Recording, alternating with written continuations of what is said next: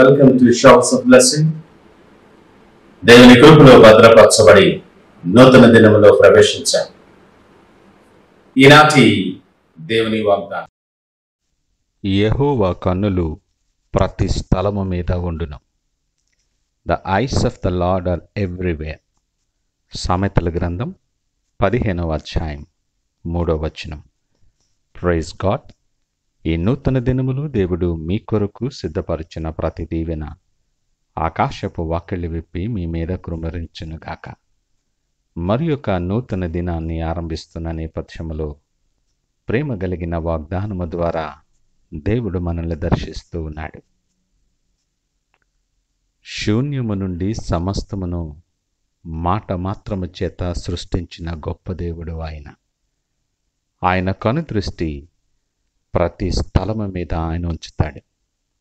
చెడ్డవారిని మంచివారిని చూస్తూ ఉంటాడు. ప్రతి జీవి కోరికను కూడా గుప్పిలి విప్పి తీర్చగలిగినటువంటి సమర్థుడు ఆయనకు మరుగైనటువంటిది ఏమీ కూడా లేదు.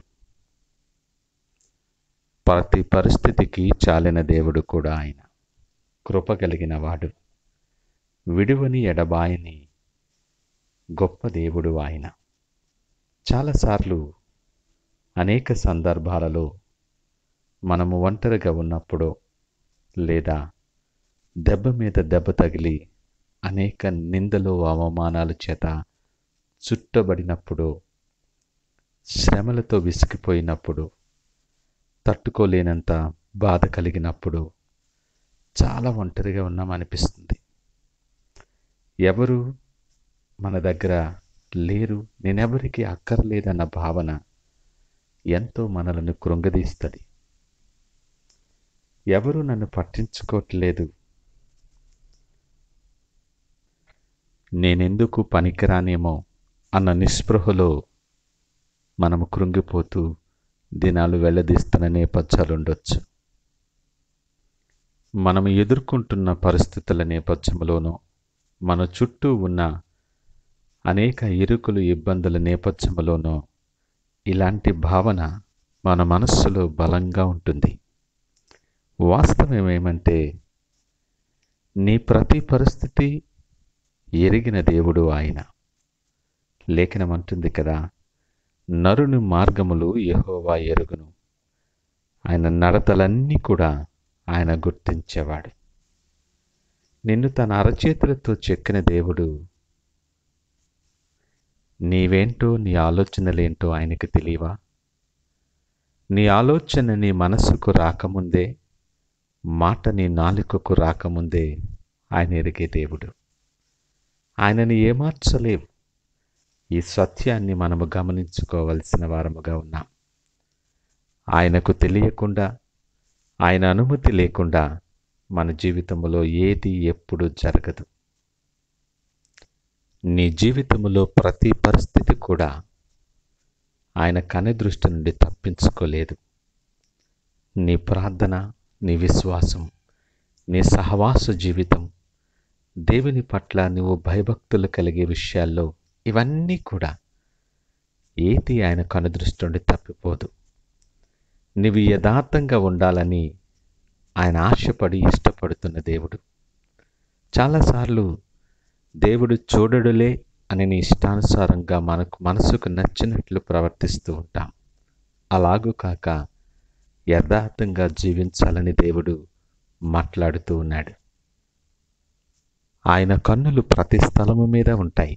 అయితే యథార్థవంతులను బలపరచటానికి ఆయన కనుదృష్టి లోకమందంతటా సంచరిస్తూ ఉంది. ఆయన కనుదృష్టిలో నువ్వు యథార్థవంతుడుగా కనబడినప్పుడు, ఆ జాబితాలో నువ్వు నిలుచున్నప్పుడు నిన్ను బలపరిచేవాడుగా ఉంటున్నాడు. ఈ నేపథ్యములో ప్రతి విషయంలో కూడా నీవు బలపరచబడతావు. నీకు అడ్డుగా ఆటంకముగా ఉన్న ప్రతి పరిస్థితిని జయించి నువ్వు విజయునిగా నిలుస్తావు. దేవుడు నీతో కూడా ఉండి నిన్ను నడిపిస్తాడు. ఈ అద్భుతమైన ఆశీర్వాదాన్ని స్వతంత్రించుకోవటానికి మన ఆయుష్యులు పొడిగించి నూతన అవకాశాన్ని దేవుడు అనుగ్రహించాడు. నేడు అనబడే దినము మన జీవితాల్లో ఉండగానే హృదయ ద్వారాలు విప్పి ఆయనను మన జీవితంలోనికి ఆహ్వానించడానికి సిద్ధపడదామా? నిత్యము ఆయన కనుదృష్టిని మీదుంచి నిన్ను దీవించి ఆశీర్వదించే దేవుడు నీతో పాటు ఉన్నాడు, నీతో సూటిగా మాట్లాడుతున్నాడు. ఆ గొప్ప దీవెనల కొరకు సిద్ధపడి ప్రార్థనాపూర్వకంగా ఈ నూతన దినాన్ని ఆరంభిద్దామా? ప్రార్థించుకుందాం.